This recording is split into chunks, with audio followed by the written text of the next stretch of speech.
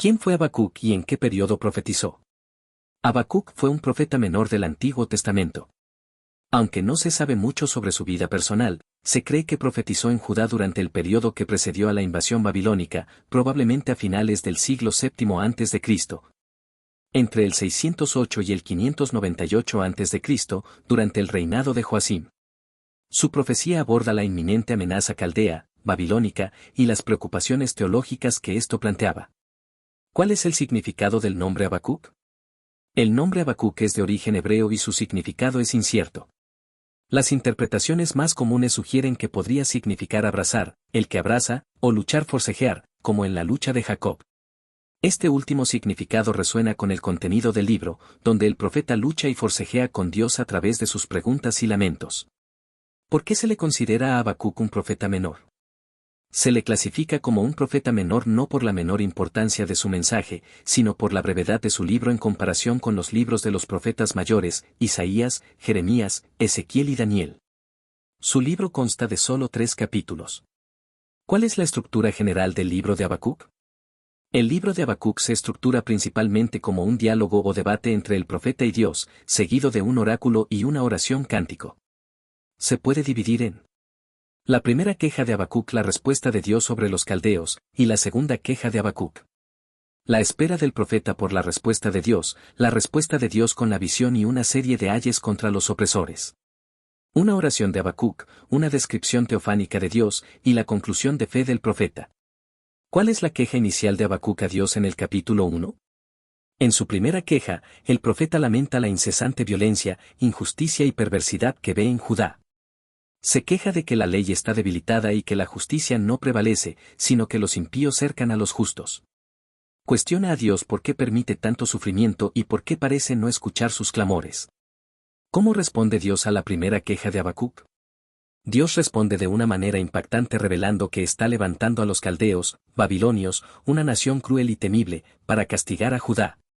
Dios describe la rapidez, ferocidad e idolatría de los caldeos, quienes son instrumentos de su juicio divino. Esta respuesta, lejos de calmar a Habacuc, lo perturba aún más. ¿Cuál es la segunda queja de Habacuc después de la respuesta de Dios? La segunda queja de Habacuc es aún más profunda y teológicamente desafiante. El profeta no puede entender cómo un Dios santo y puro puede usar a una nación tan impía y malvada como los caldeos para castigar a un pueblo que, a pesar de sus pecados, es más justo que ellos. Cuestiona la justicia de Dios y si permitirá que los caldeos devoren a las naciones sin cesar, tratándolos como peces sin gobernante. ¿Qué significa la frase el justo por su fe vivirá y por qué es tan importante? Esta frase es el punto central del libro y uno de los versículos más influyentes de toda la Biblia. Significa que la verdadera vida y la justificación ante Dios no provienen de las obras o del cumplimiento de la ley, sino de la confianza, la fidelidad y la perseverancia en Dios, incluso en tiempos de incertidumbre y opresión. Es fundamental porque fue citada por el apóstol Pablo en Romanos 1 y Gálatas 3, y por el autor de Hebreos en Hebreos 10, convirtiéndose en un pilar de la doctrina de la justificación por la fe en el cristianismo.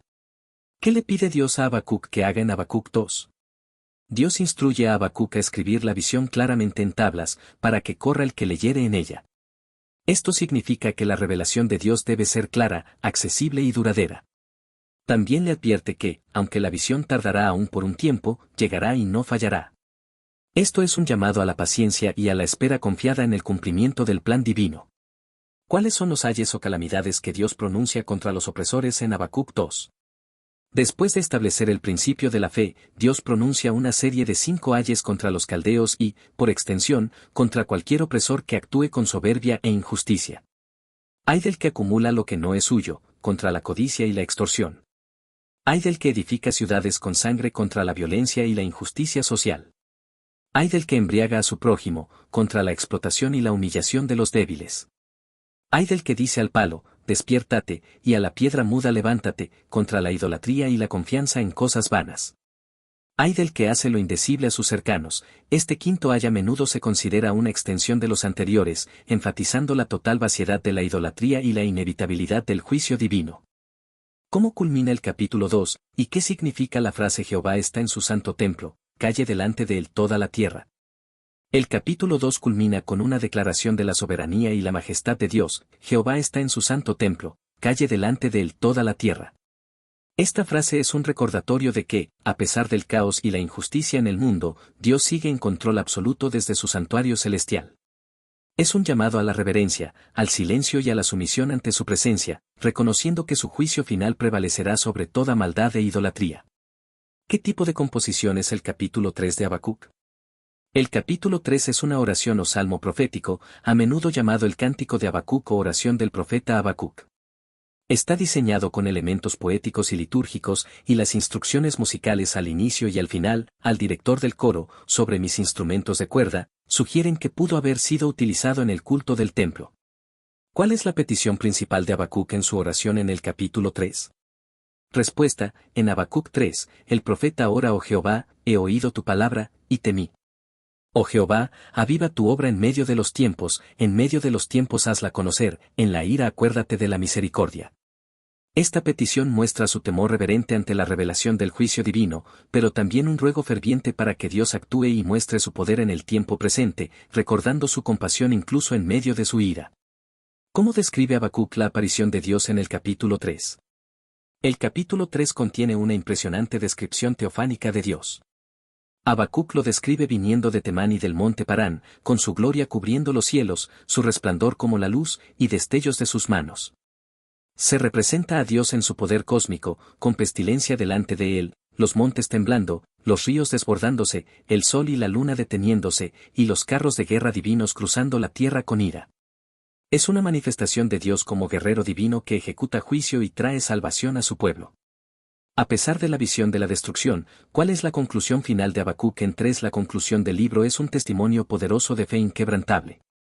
A pesar de que los árboles no florezcan, las cosechas fallen, el ganado muera y los campos estén desolados, una imagen de extrema calamidad y juicio, Habacuc declara con todo: yo me alegraré en Jehová, y me gozaré en el Dios de mi salvación.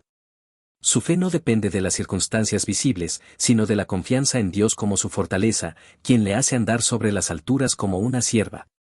¿Cuál es el problema teológico central que Habacuc aborda? El problema teológico central es la teodicea, es decir, la cuestión de cómo un Dios justo y santo puede permitir el mal y la injusticia en el mundo, especialmente cuando parece que los impíos prosperan y los justos sufren. Habacuc lucha con el aparente silencio de Dios ante la maldad de Judá y, más tarde, con la elección de Dios de usar a una nación aún más malvada, Babilonia, como instrumento de su juicio. ¿Cómo se relaciona el libro de Habacuc con el concepto de la soberanía de Dios? El libro de Habacuc afirma rotundamente la soberanía de Dios. A pesar de las preguntas del profeta y el caos aparente, Dios revela que Él está en control, que levantará y usará naciones como los caldeos para cumplir sus propósitos y que finalmente juzgará a todas las naciones. Su soberanía se manifiesta en su capacidad para obrar a través de instrumentos inesperados y en su control sobre la historia y el destino de los pueblos. ¿Qué lecciones sobre la oración se pueden aprender del diálogo de Habacuc con Dios? Del diálogo de Habacuc se aprenden varias lecciones sobre la oración. Honestidad y franqueza: podemos expresar nuestras dudas, frustraciones y quejas a Dios con total honestidad. Perseverancia: Habacuc no se rinde después de la primera respuesta, sino que sigue buscando una explicación. Escucha atenta: el profeta espera la respuesta de Dios y la anota. Fe: a pesar de las circunstancias, su oración final es un testimonio de fe, incluso cuando las circunstancias son desoladoras. Transformación: el diálogo lleva al profeta de la queja a la alabanza y la confianza. ¿Cuál es el significado de la frase «la visión tardará aún por un tiempo»? Esta frase significa que el cumplimiento de la visión o el plan de Dios no será inmediato, sino que se desplegará en el tiempo de Dios. Implica que los que esperan deben ser pacientes, confiar en el tiempo divino y no desesperar por la aparente demora. Es una promesa de que la visión se cumplirá infaliblemente a su debido tiempo. ¿Cómo aborda el libro la cuestión del orgullo y la arrogancia de las naciones? El libro aborda el orgullo y la arrogancia principalmente a través de los ayes del capítulo 2. Los caldeos, aunque usados por Dios, actúan con soberbia, codicia y violencia, atribuyendo su éxito a su propia fuerza. Dios declara que el orgullo es una trampa mortal y que la justicia divina finalmente los derribará. La frase «el justo por su fe vivirá», mas el impío no es recto en su alma, contrasta el orgullo del impío con la fe del justo. ¿De qué manera el libro de Habacuc es relevante para los creyentes hoy en día? El libro de Habacuc es sumamente relevante hoy. Ofrece un modelo para lidiar con la injusticia y el sufrimiento en el mundo, nos enseña a ser honestos con Dios en nuestras dudas y nos recuerda la soberanía divina. La verdad central del justo por su fe vivirá sigue siendo un pilar de la fe cristiana, ofreciendo esperanza y fortaleza en medio de las dificultades. También nos insta a esperar pacientemente en el cumplimiento de los propósitos de Dios, incluso cuando no los comprendemos plenamente. ¿Cuál es el contraste fundamental entre el impío y el justo en Habacuc 2? El contraste es claro, el impío es aquel cuya alma no es recta, es decir, su vida está marcada por la arrogancia, la codicia y la falta de integridad. Él confía en su propia fuerza y sus propios caminos, lo que eventualmente lo lleva a la ruina. Por otro lado, el justo por su fe vivirá. El justo no vive por su propia fuerza o entendimiento, sino por una confianza inquebrantable en Dios, que le permite perseverar y encontrar vida verdadera y duradera. ¿Qué significa que Dios levanta a los caldeos en Habacuc 1? Significa que Dios es el agente activo detrás de su surgimiento como potencia. No es que Dios apruebe sus pecados o sus métodos, sino que los usa como un instrumento en su mano para ejecutar juicio sobre Judá. Esto subraya la soberanía de Dios sobre las naciones y la historia, mostrando que incluso los imperios más poderosos están bajo su control. Pregunta: ¿qué lecciones podemos aprender sobre el juicio divino en el libro de Habacuc? Varias lecciones. Dios usa instrumentos inesperados, a veces, Dios usa naciones impías para juzgar a su propio pueblo. El juicio es universal, eventualmente, incluso las naciones que sirven como instrumentos de juicio serán juzgadas por su propia impiedad. El juicio es justo, aunque a veces parezca incomprensible, el juicio de Dios siempre es justo y responde a la maldad. Hay un tiempo para el juicio, aunque pueda tardar, el juicio de Dios es seguro y llegará en su momento. ¿Cómo influyó el libro de Habacuc en la Reforma Protestante?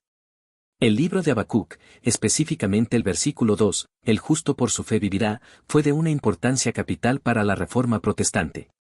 Martín Lutero encontró en este pasaje la clave para comprender la doctrina de la justificación solo por la fe, sola fide.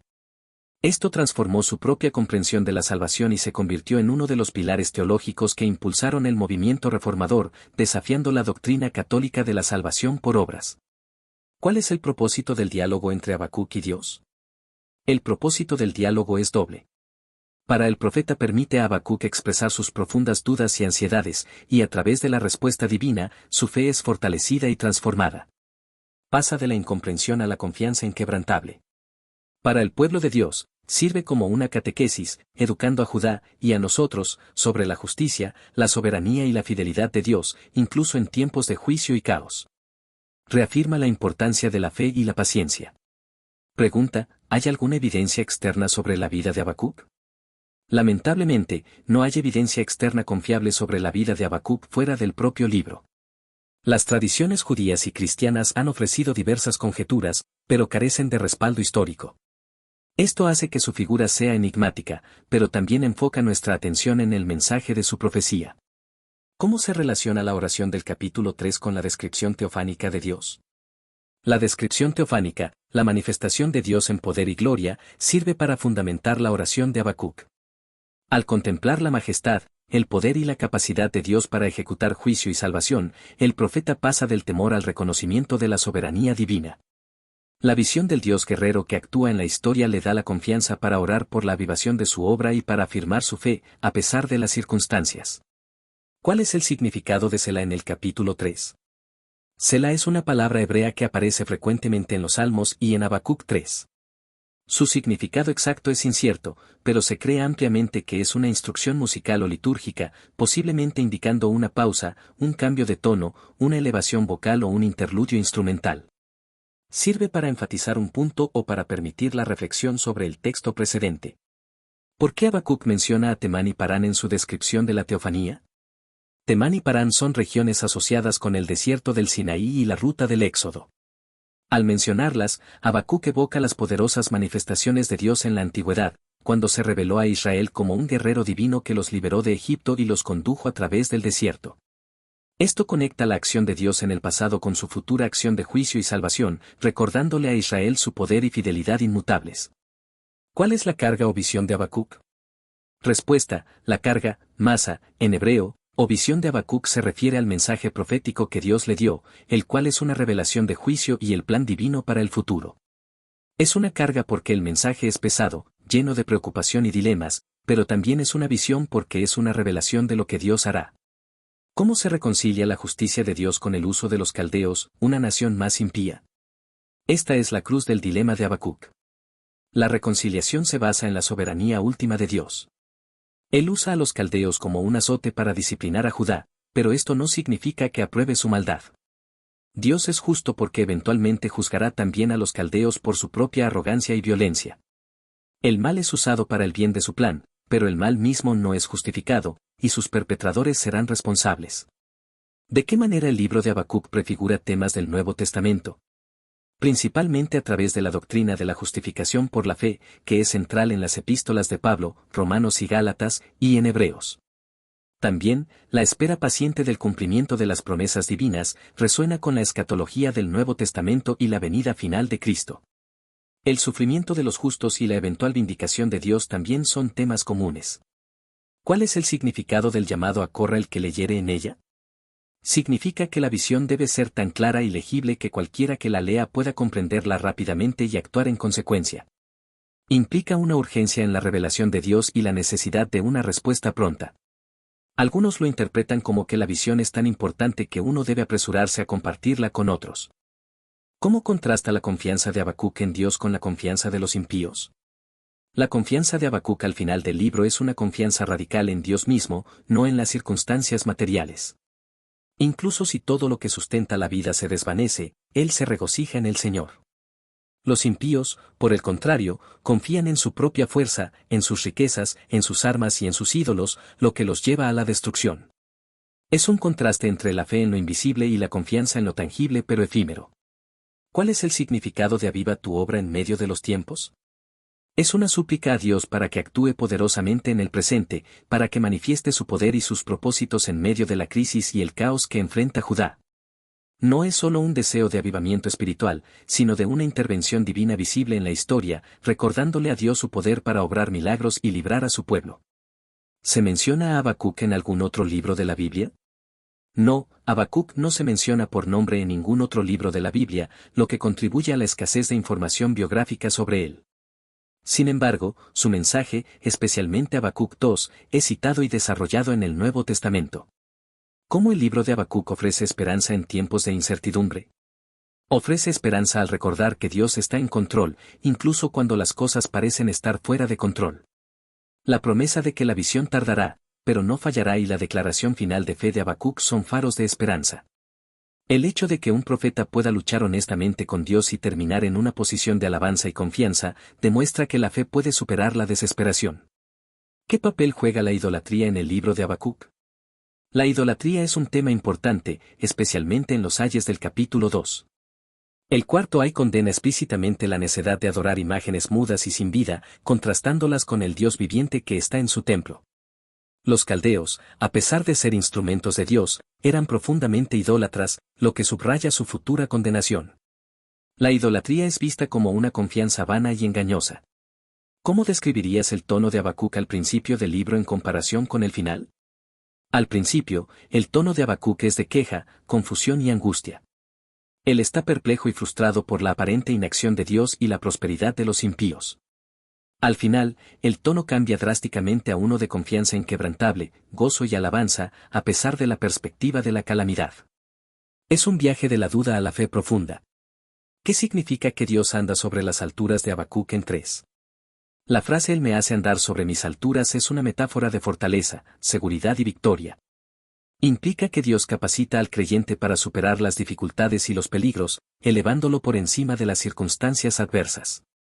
Es similar a la imagen de una cierva que puede escalar y moverse con agilidad en terrenos montañosos, simbolizando la capacidad de navegar con confianza incluso en situaciones difíciles.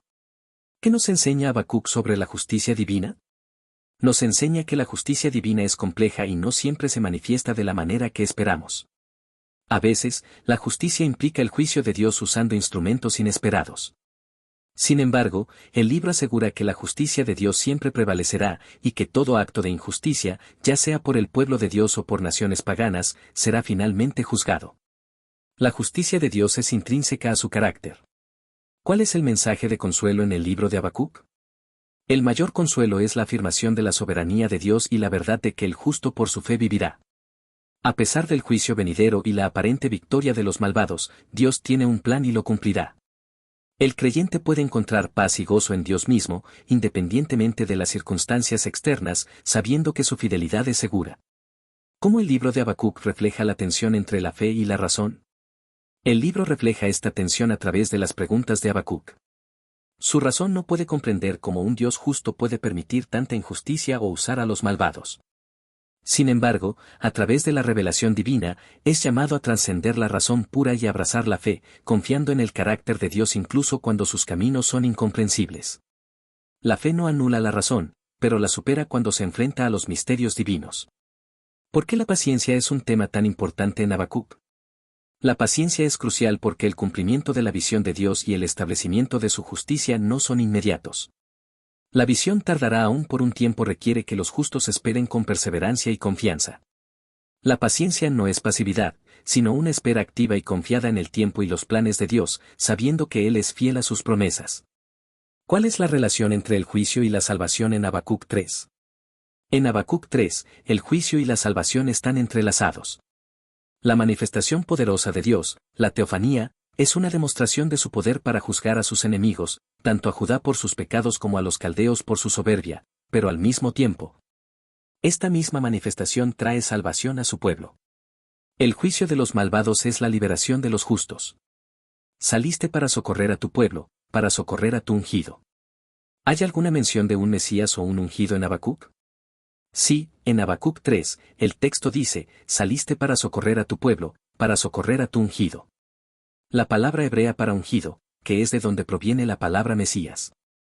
Aunque en este contexto podría referirse a un rey o líder particular, como Ciro o David, en un sentido más amplio, el cumplimiento final de la salvación de Dios para su pueblo se asocia con el Mesías venidero. ¿Cómo el libro de Habacuc desafía nuestra comprensión de la justicia divina? Desafía nuestra comprensión lineal y limitada de la justicia. Nos obliga a considerar que los caminos de Dios son más altos que los nuestros, y que su justicia no siempre se manifiesta de manera instantánea o visiblemente comprensible para el ojo humano. Nos confronta con la idea de que Dios puede usar el mal para lograr propósitos mayores, y que su juicio es tanto retributivo como redentor. ¿Qué significa Jehová está en su santo templo en el contexto de Habacuc? En el contexto de Habacuc, la frase Jehová está en su santo templo es una afirmación de la presencia, el control y la soberanía de Dios. Significa que, a pesar del caos terrenal y las acciones de los hombres, Dios permanece en su lugar de majestad y autoridad divina. Es una llamada al silencio y la reverencia, un recordatorio de que Él gobierna desde el cielo y que finalmente su voluntad prevalecerá sobre todo el mundo. Su templo no es solo el terrestre, sino su morada celestial. El mensaje principal de Habacuc en una frase, ¿cuál sería? El mensaje principal de Habacuc es que, a pesar de la incomprensible maldad e injusticia en el mundo y los enigmáticos caminos de Dios, el justo encontrará vida y permanecerá fiel al vivir por la fe inquebrantable en la soberanía y la fidelidad de Dios, quien finalmente juzgará toda injusticia y traerá salvación a su pueblo.